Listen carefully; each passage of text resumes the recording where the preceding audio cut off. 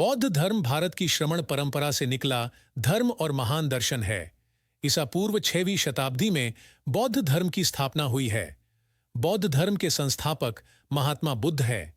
भगवान बुद्ध का जन्म 533 ईसा पूर्व में लुम्बिनी, नेपाल और महापरिनिर्वाण 433 ईसा पूर्व कुशीनगर, भारत में हुआ था।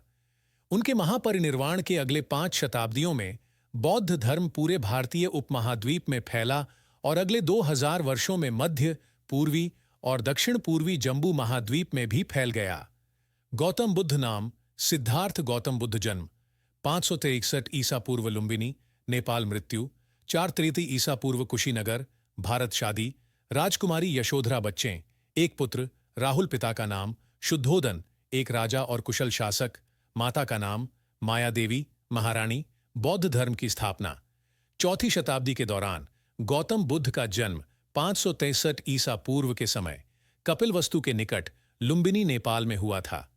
गौतम गोत्र में जन्म लेने के कारण वे गौतम बुद्ध कहलाए। इनके पिता शुद्धोदन एक राजा थे। इनकी माता माया देवी कोली वंश की महिला थी, लेकिन बालक के जन्म देने के बाद 7 दिन के अंदर माया देवी की मृत्यु हो गई थी, जिसके बाद इनका लालन पालन इनकी मौसी और राजा की दूसरी पत्नी रानी गौतमी ने की और इस बालक का नाम सिद्धार्थ रख दिया गया। सिद्धार्थ बचपन से बहुत की दयालु और करुणा वाले व्यक्ति थे। सिद्धार्थ की शादी मात्र 16 साल की आयु में राजकुमारी यशोधरा के साथ हुई थी और इस शादी से एक बालक का जन्म हुआ था, जिसका नाम राहुल रखा था। लेकिन उनका मन घर और मोह माया की दुनिया में नहीं लगा और वे घर परिवार को त्याग कर जंगल में चले गए थे। 16 वर्ष की आयु में गणराज्य की राजकुमारी यशोधरा से शादी करवा दी गई। विवाह के कुछ वर्ष बाद एक पुत्र का जन्म हुआ, जिसका नाम राहुल रखा गया। समस्त राज्य में पुत्र जन्म की खुशियां मनाई जा रही थीं, लेकिन सिद्धार्थ ने कहा, आज मेरे बंधन की श्रृंखला में एक कंगी और झुंग गई। यद्यपि उन्हें समस्त सुख प्राप्त थे, किंतु शांति प्राप्त नहीं थी। 4 दृश्यों, वृद्ध, रोगी, मृत व्यक्ति एवं सन्यासी ने उनके जीवन को वैराग्य के मार्ग की तरफ मोड़ दिया। अतः एक रात पुत्र व अपनी पत्नी को सोता हुआ छोंककर गृह त्याग कर ज्ञान की खोज में निकल पड़े। गया के निकट एक वट वृक्ष के नीचे वैशाख पूर्णिमा को उन्हें ज्ञान प्राप्त हुआ और उसी दिन वे तथागत हो गए। जिस वृक्ष के नीचे उन्हें ज्ञान प्राप्त हुआ वह आज भी बोधि वृक्ष के नाम से विख्यात है। ज्ञान प्राप्ति के समय उनकी अवस्था 35 वर्ष थी।